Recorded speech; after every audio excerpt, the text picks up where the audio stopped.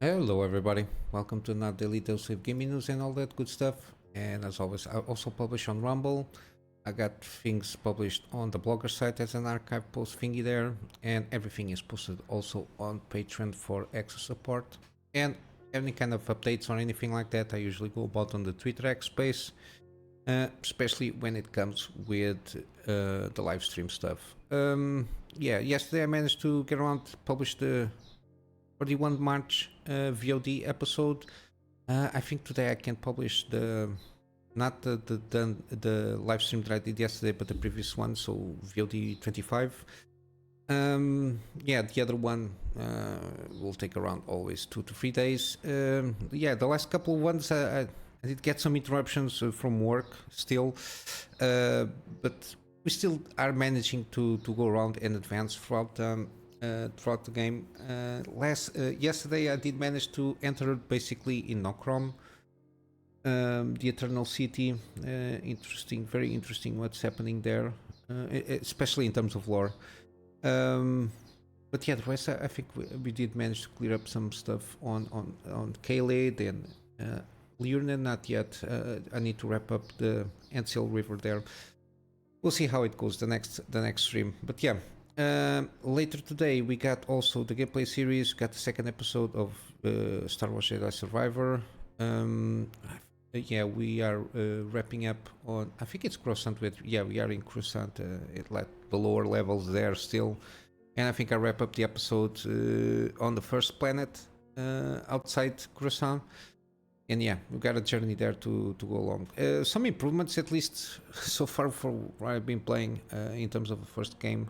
Seems a little bit less stuttery, even though, again, I've been tweaking around the settings here to make it more smooth as possible that I can. But yeah, it's a little bit better experience there, at least for the moment. Yeah, I think regarding the channel, again, live streams. Whenever I can, I just jump into it and I announce it on Twitter. I share the links on Twitter.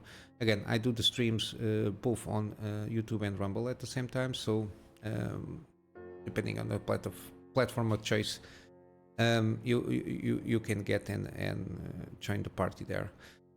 Regarding news, I think I covered this. The PCI Express 7 specs, at least the spec stuff there.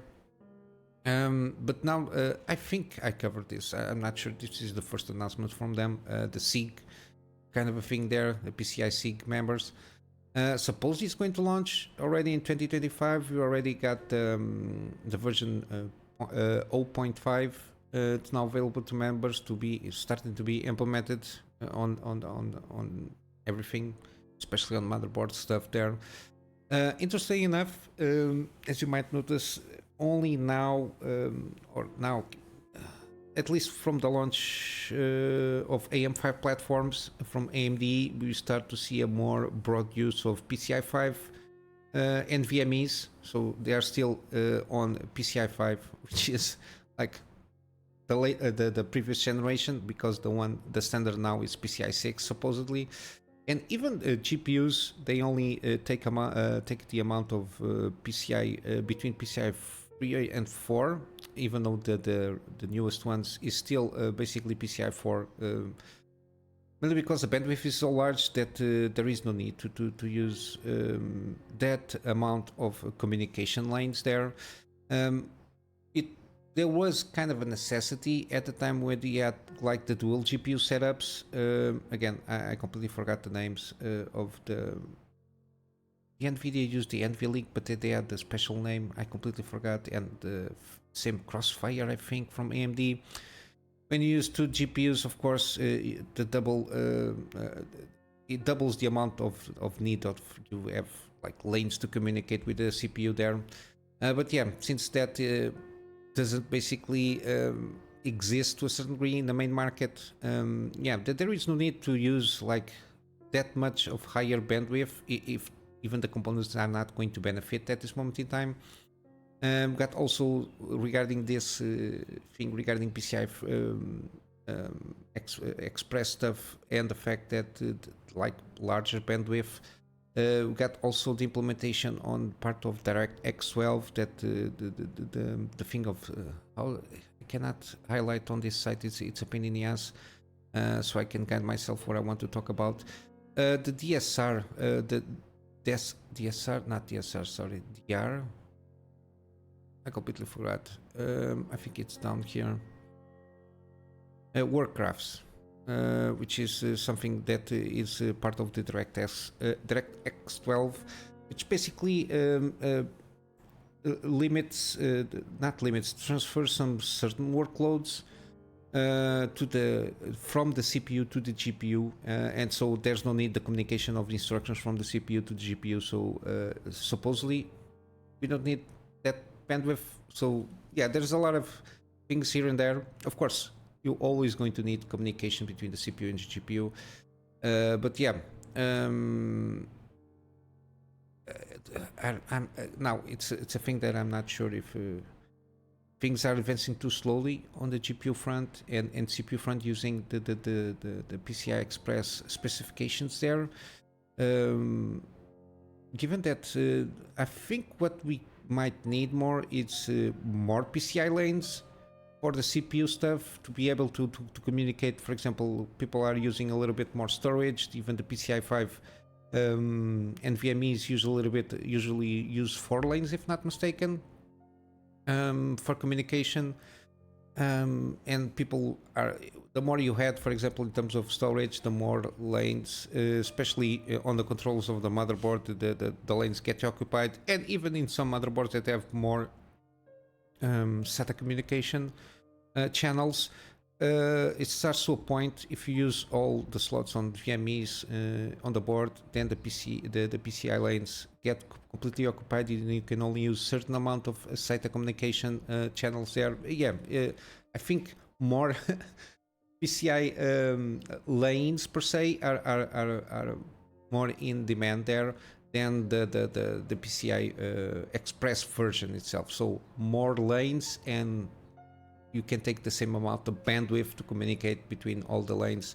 But yeah, I think it's more in need to solve that issue than to just every, I don't know how many years they are going about this PCI Express 7, unless there is certain things they are going to be needed this PCI 7. I don't know if AI stuff, accelerators need a lot of bandwidth there, but yeah, this is mainly for the main market, at least what I cover, so I don't see a lot of use for PCI Express 7 at this moment in time, but supposedly will start to come out on next year. So don't fall for the marketing. Again, GPUs, at least this latest generation, so the 4000 series and the 7000s on the AMD side, and even from Intel, they use maximum PCI Express 4, and got the storage stuff that uses PCI 5. But yeah, it's like ultra high-end stuff at the storage side there. So don't fall for the thing that just because it supports PCI 7 doesn't mean you're going to utilize it, because the components are limited to previous generations of this PCI Express specification. Continuing with the industry, we got more things regarding the Embracer stuff. Again, just to recap, the fact that they didn't manage to secure a $2 billion investment. I don't think it's from this article, it's from another one that encompasses Embracer. It was a Saudi company, and this basically, they have to cut loose a lot of stuff that they acquired and laying off around 1,400 employees. Yeah, but here one of the guys that was part of the board of Embracer this is from Saber. This is related specifically to Saber Interactive. They were sold to Beacon Interactive for basically half the price that were bought for from Embracer. He basically said what ultimately put the nail in the coffin regarding the acquisition, because they were acquiring a lot of stuff very fast, or too fast for them to absorb those acquisitions. Was one of this one, purchase of French tabletop game publisher Asmodee for 2.75 billion. Basically, that put the company in debt, and then they had to start looking for investments. Yeah, and the Saudi Arabia's Heavy Games Group, yeah, that there it is on this news. 2 billion, and that fell through. And of course, they needed to start to sold some of the stuff that they acquired at a sale price there. Yeah, that was a big error there. Instead of trying to absorb and try to get around and see what's best to, in terms of investments, what to do, it was too fast. Not too greedy, but I think because the Embracer Group is a big one, some divisions were starting to acquire without communicating to each other. So again, to a certain degree, it's to blame the CEO, because supposedly the guy has to manage all of that stuff. But yeah, a lot of acquisitions in a short period of time, and then this final nail of 2.75 billion on this French tabletop game publisher was a nail in the coffin. But yeah, supposedly this guy Karch insists Minister boss, this guy Lars Wingforce, they tried to minimize everything that they could, even though after they'd been sold, Saber Interactive and other companies to other throughout other acquisitions, they have to lay off, because again, a lot of it, I suppose, is like the back end of things that has basically duplicate persons to do the same job. You have to clean that out also. Usually I think it's like HR and back end stuff. Usually it's what it goes first, so they can eliminate the fat, let's say. But yeah, we will start to see some stuff regarding Saber Interactive. I think one of them is it's from KOTOR. I will cover that in a moment. Then we got also some kind of analysis regarding PC market and console market. Everybody says that everything is dying gaming wise. As I told, in the long term it will not. We got a spike when the pandemic hit, but now it fizzled out a little bit in terms of growth. Basically, that's the analysis of this kind of study, let's say. And basically,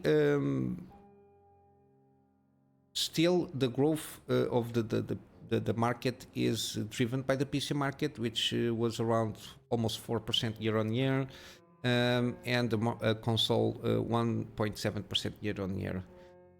Even though the PC market is around 43% of the industry revenue, consoles are around 57%. But again, the consoles is not just Xbox or PlayStation. You got at least 3 huge vendors, which is the Sony, Microsoft, and Nintendo. I don't know how much they are counting here the consoles or the PC regarding like Steam Decks and Rogue Allies or ROG Allies, those kind of handhelds. They are basically mini PCs to a certain degree. I don't know which side of they are on this kind of market here. But yeah, the predictions is it will grow very slowly but steadily. Around maybe 2.5% per year-on-year growth here, or translates around 14 billion over 3 years. But yeah, as long as these people focus on launching good games, the market will continue to go. It might have some slumps here and there with bad launches.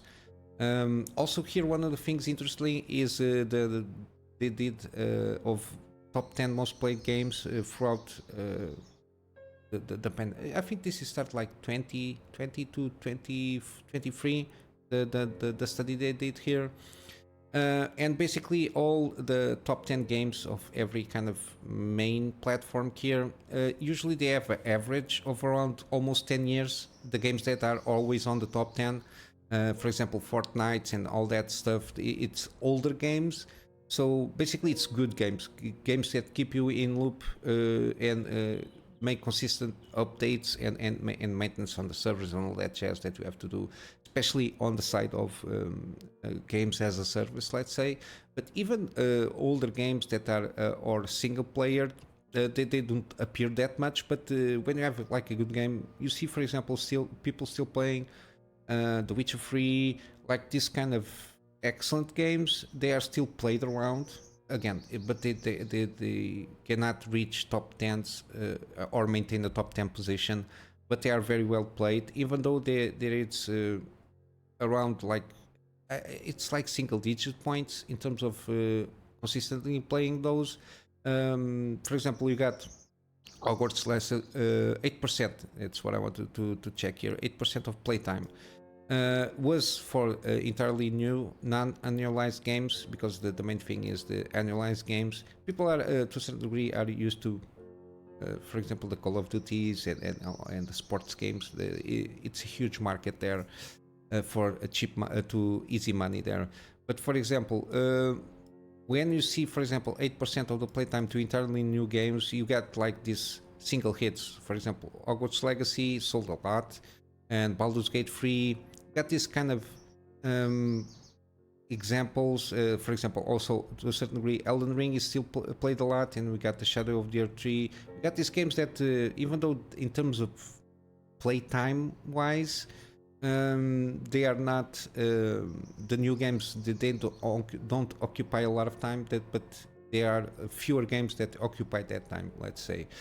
But yeah, it's good to see that it's not in decline, especially PC gaming. I don't know what kind of PC gaming is the most healthiest market that it ever been, especially with access of having indie developers and single person studios doing their own little games there that they can sell. They have an open market when they can showcase their game and able to make some money out of it, and people can try it out and all that jazz. I think it's a healthy market. What I think we need is better competition, for example, on the platforms like Steam. I think Epic Game Store needs to ramp up their game if they want to really be a competitor to the Steam platform. And I think GOG could do a little bit more stuff there, even though they have their own stuff there with the retro gaming stuff and DRM free games, which is pretty good. From time to time I usually buy games there if I see something good enough to buy too. Yeah, but the healthy market on this, because I completely discount Ubisoft and EA. Their apps are even Activision Blizzard, the apps were a mess there. Yeah, it's the only thing that I think that could be a little bit better is the competition regarding platforms there in terms of storefronts, and all the stuff that is behind there. For example, in Steam, I think a little bit more competition is there to maintain things a little bit more healthy. I don't like monopolies on any kind of market there. But yeah, it's not that it stifles. Sometimes you got some peaks, sometimes you got some a little less stifled in terms of growth. But it's been growing slowly, but it's growing, which is always good to see. Then there you got something which is UB Forward, which is not something that I'm forward to get around. The only thing that still lets me a little bit a peak in terms of peak of curiosity is let's see how Star Wars Outlaws is going to go. The game graphically seems pretty good.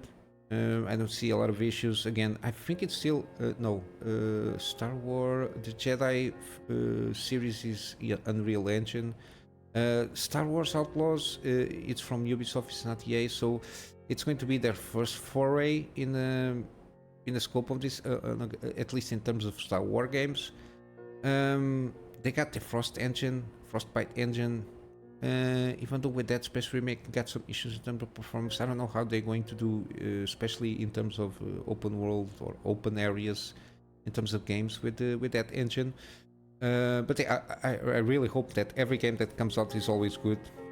But again, with the Ubisoft and EA, I'm always a little bit reticent, and I keep my expectations very low, because the way they always announcing stuff, they just it's microtransactions and games have servers. Especially Ubisoft is always doubling down on that thing. They are completely ruining their franchises, like staple franchises like Assassin's Creed and Far Cry. They completely destroyed those franchises, at least from my point of view. not even Assassin's Creed Mirage managed to recover or recoup something like that, and then they butchered, even though it's not related, like the Skull and Bones stuff. It's basically trying to copycat Assassin's Creed Black Flag, which I think it's still better than Skull and Bones, but yeah. Yeah, but I don't have like the Assassin's Creed Red and all the things that are going to announce. Prince of Persia, Sands of Time remake. This has been forever in the remakes thing. Splinter Cell, which was a decent franchise there, they just stopped doing stuff there from Splinter Cell. I think the last one was Blacklist, which I don't know, 10, 15 years ago. I'm not sure. I remember playing that game when I was still in my country, so it's been a while. Then we got this Beyond Good and Evil, almost, I think, at least 6 years now. At least 6 years since they came out with a presentation with some CGI movies from that game there, or whatever it was, like a vertical slice. I don't know. I don't remember very well, but yeah, they are just going on the deep end there.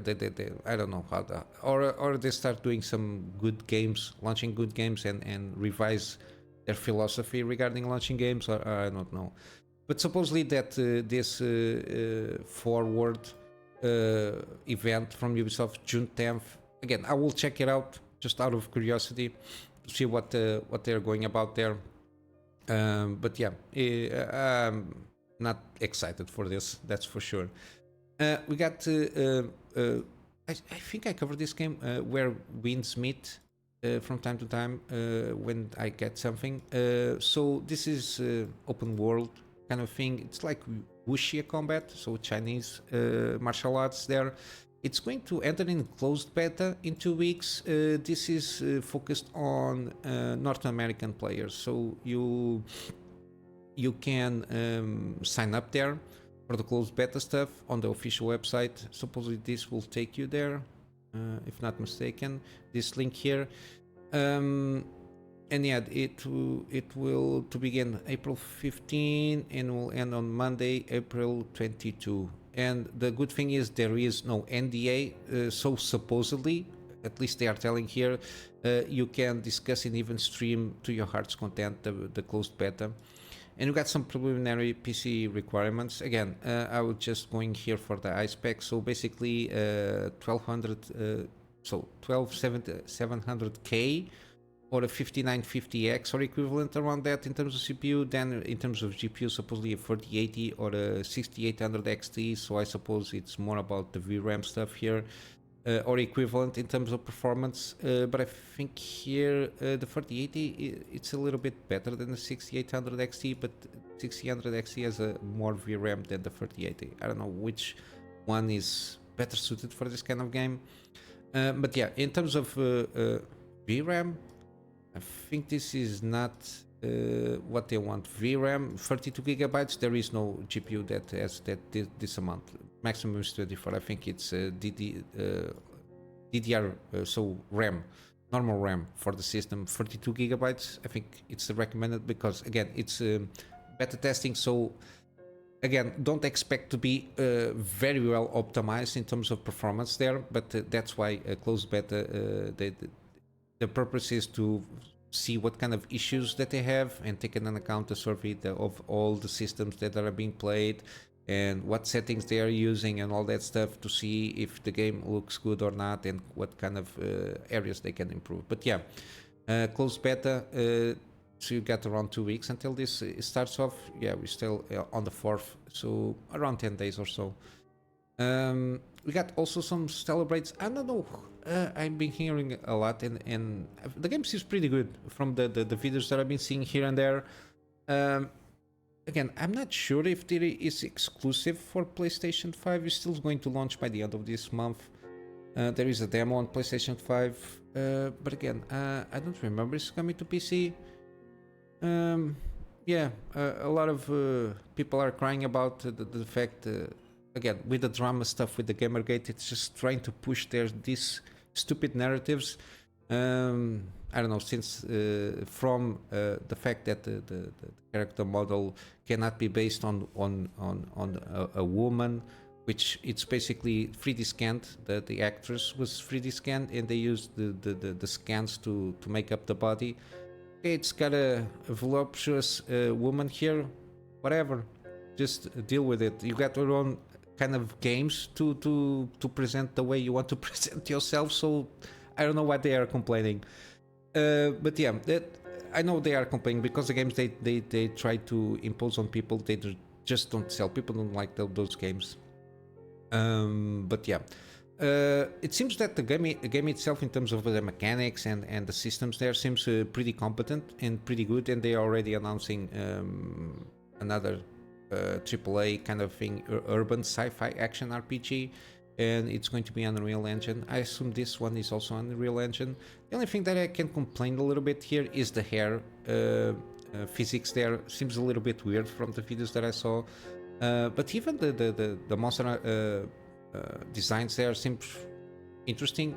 Again, depend on how it goes about the lore there. I don't know what happened on this thing. I don't even think she's like a human. I think she's like an hybrid kind of a thing, like an android kind of stuff there happening there on the game itself. I'm not sure. I don't follow up too much. Again, this is at this moment in time PlayStation 5.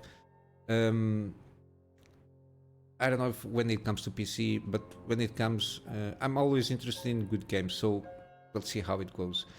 Yeah, and but the news here is about this new project. They're already recruiting, so it seems that it's still in pre-production, but they are already recruiting for this new project.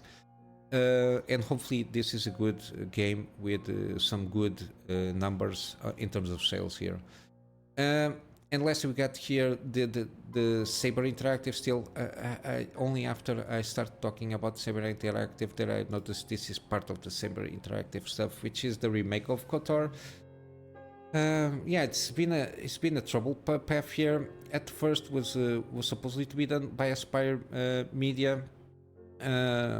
Regarding the remake, supposedly they wanted to remake everything as best they can. I'm not, but then afterwards, this was after they did like a vertical slice or demo and presented to Sony at the time, because Sony invested some money there, and Lucasfilm, they rejected that. Again, this was in July of 2022. I don't know, because Lucasfilms also has their own agenda there. They're part of Disney now, and Sony, I don't know. I don't know if they have what kind of say they had, but again, the main thing is was rejected, and basically the project was passed down afterwards, being put on hold from to Saber, basically. But yeah, we don't have any news. Supposedly they are going to maintain faithful as possible. I don't know if they're going to maintain the same kind of style of play, because supposedly this was a classic RPG turn-based. I think at least was turn-based. Directly from Wizard of the Coast D20 based Star Wars role-playing game rule set. Wizards of the Coast also, I don't know. But yeah, I don't know if they're going to do more action oriented like Final Fantasy VII and such. But yeah, supposedly this is an RPG, and the KOTOR thing, I'm not sure if it has Dark. I think this is Dark Raven here. I don't know if it encompasses that storyline, but yeah, hopefully they maintain at least the storyline and the story beats properly, because from what I understand, this was an excellent game. But yeah, hopefully we will see how it goes. Again, we never know. With this kind of shifts and turns that the industry has been making here and there from time to time, you cannot put your hopes too high there. And lastly, we got then Windblown gameplay trailer. This is from the guys that did Dead Cells. Never played Dead Cells, but seems a pretty good game in terms of roguelike kind of games there. It's got a lot of content there that was launched in conjunction with other IPs there. It seems to be pretty good and in line with this kind of gameplay stuff. And they, again, the trailer, it's a trailer. It seems pretty interesting. It's also a roguelike action game. It's coming in early access later this year for PC. We'll see how this goes. It seems pretty interesting, very in line, similar in terms of presentation with Hades. The Hades game there, which is also it's kind of an isometric kind of view, and I think it has co-op, given that what they presented here on the trailer. Similarly, it has co-op there. But yeah, interesting enough. And in terms of news, basically this is it. I'm stretching much this episode, but yeah, a lot of stuff to say, a lot of stuff to see. We got some gaming deals still. We got Lies of Pi still 30% off. We got Death Stranding Director's Cut 50% off. Again, this is a recommendation for me, and I didn't play all the game, but it's being a journey, an interesting one to say the least. We got Cyberpunk. I usually advise you to go to Ultimate Edition because of the Phantom Liberty expansion there. We got also No Man's Sky is still on sale here, 50% off. And we got The Witcher Wild Hunt. Again, my recommendation, complete edition. I already played the game at least 3 times. The DLC, I only made one playthrough on each DLC thing, but the main game I completed around 3 times in terms of story-wise, and some of them with some DLCs that came out at the time. But yeah, first playthrough vanilla, consequences, other playthroughs you can go about with some mods, especially in terms of gameplay wise, tweaks and all that jazz. But I think the vanilla experience is still pretty good, at least if you're playing this for the first time. On GOG, we don't have a lot of stuff, but we got still Deus Ex Human Revolution. This is the director's cut, 85% off, and also 85% off Deus Ex Mankind Divided Digital Deluxe Edition. Again, this has the season pass stuff, which has playable content. I know I played around a little bit. I messed around here and there on this game here, and I played this Deus Ex Human Revolution at least twice at the time. Again, I will be doing one of these days maybe a gameplay of this game. But yeah, what I played, I recommend, especially at this price point. And finally, we got Prey Digital Deluxe Edition. Again, the base game is more than okay if you're just interested in playing the main game. The Digital Deluxe Edition has the Moonland Prey Moon Crash, which is kind of a roguelike kind of a thing there happening on the moon stuff. But yeah, immersive sim, very underrated since it came out. Pretty good, especially at this price point. I think it's a recommendation, and even the base game is just $6 if you want to try it out. I think it's a pretty interesting experience here, and it's kind of an old game. It's 2017, give or take. I think 18 is when it came out on GOG here. But yeah, this is what I got for you today, guys. I'm just going to wrap up with a plug on my Patreon for access support. Again, the access support is mainly focused on storage at this moment in time, for me to be able to get backups of stuff that I do for my clients, and of course some extra space for the videos that I do for the channel. And with all that said, guys, I hope you have a wonderful day, and I will see you in the next one. Until then, Kunamy Master out.